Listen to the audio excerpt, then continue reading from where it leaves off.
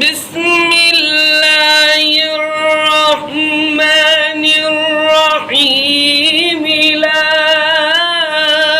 أقسم بهذا البلد وأنت حل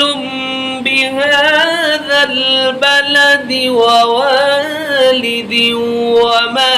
ولد لقد خلقنا الإنسان في كبد آمن الرسول بما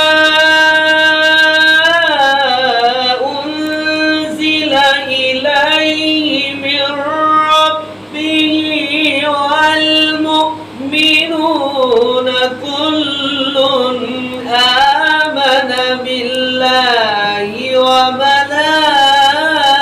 وملائكته وكتبه